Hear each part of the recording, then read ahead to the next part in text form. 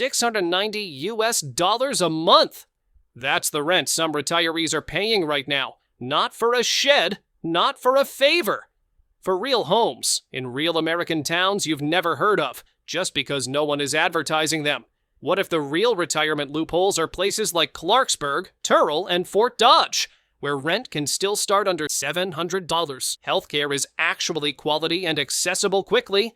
Today, we're breaking down 6 overlooked U.S. towns where Social Security still means security.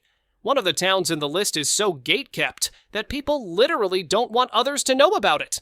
You hit subscribe, because we make sure you get the best relevant and accurate information like nowhere else on YouTube. Number 1. Vermillion. The college town that sneaks up on retirees and might quietly be one of the most functional, affordable places in the Midwest. Vermillion sits in southeastern South Dakota with about 11,800 residents perched on bluffs above the Missouri River. It's home to the University of South Dakota, which keeps the town energetic and services surprisingly robust for its size. Let's break down what actually matters if you're thinking retirement on Social Security. Cost of living and housing. Vermillion isn't dirt cheap, but it's comfortable. The overall cost of living is about 11 to 15% below the national average, and housing drives a lot of that affordability. Median rent for a place is around $720, $730 per month, and housing costs overall remain lower than many parts of the U.S. median home. Values tend to hover in the low 200,000 years, affordable compared with national numbers even after recent increases. Healthcare and access. Vermillion itself isn't a medical metropolis, but it does have clinics and family practice care nearby, and larger hospital services are accessible within reasonable drives to regional centers. Crime here is below the national average overall, especially for violent crime, an important factor if peace of mind matters to you. But it's not perfect, so let's be honest. The University of South Dakota means a very young median age, around 22, 23 years old, which is great for energy, but can make the vibe feel less senior first than other retiree towns. Outside school events and the university community, local job and economic growth feels modest, not a booming retiree economy. Amenities vary. You get decent services for daily life, but if you crave frequent specialty healthcare or big city cultural life, you'll still plan road trips. Number 2. Clarksburg, West Virginia, the Appalachian town that doesn't pop up on glossy retirement lists. But your check might actually stretch here. Clarksburg sits in north-central West Virginia, a small city with about 16,000 people and a history that goes back to the 1700s. Let's talk about housing first. The median rent is around $700, $800 a month, significantly cheaper than big cities and roughly 50% below the national average. You'll find small houses selling for around $140,000, $150,000, way below what your kids pay back east. The cost of living here sits about 15-17% below the national average, so food, transportation, and healthcare are less painful on a fixed income. Healthcare? Clarksburg isn't a medical desert. There are local clinics like Community Care of Clarksburg for primary care and walk-ins, plus nursing and rehabilitation facilities nearby for older adults. And for specialized care, larger regional hospitals in the surrounding micropolitan area are within a reasonable drive. But let's be honest about safety. Clarksburg's crime numbers are above the West Virginia and U.S. averages on some metrics, especially property crime, meaning theft and vehicle break-ins show up more often than retirees might expect. That doesn't mean every street is dangerous, but awareness and choosing the right neighborhood matters more here than in some quieter towns. Number 3. Quartzville, Arizona. The tiny desert town that's quietly one of the oldest and oddest retirement communities in the Southwest. Quartzville has just under 2,000 residents, and a striking fact, the median age here is over 70. That tells you 2 things right away. Retirees live here, and it's not a guess. It's the actual demographic. Let's start with dollars and cents. Rent isn't astronomical. Median rent hovers around $760, $780 a month, and homes themselves often sell for prices that look like relics from another decade, typically well below $100,000. The overall cost of living index cites about 18% below the national average, meaning groceries, utilities, and basic expenses tend to be easier on a fixed income. Quartzville's desert setting means no winters to bankrupt you and sunshine most days of the year, part of Arizona's retirement appeal overall. But before you picture golf carts and pool lounges, this is very different from Scottsdale or Sun City. Pros first, because they matter. Housing affordability you barely see elsewhere in Arizona. Cheap rents and low property costs make budgeting predictable. A very mature population. Many neighbors are already retired, making it easier to find people in the same life stage. But real talk, there are important downsides. Healthcare access is limited locally.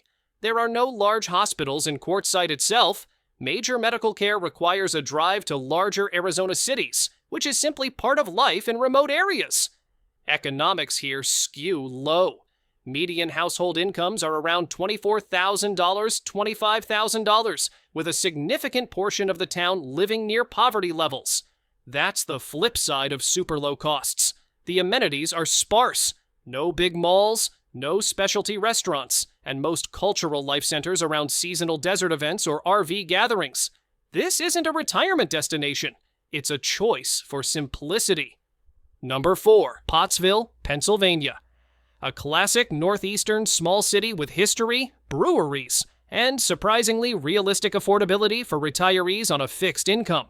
Pottsville is the county seat of Schuylkill County with around 1,300 people, sitting along the Schuylkill River about 50-plus miles from bigger cities like Wilkes-Barre and Allentown.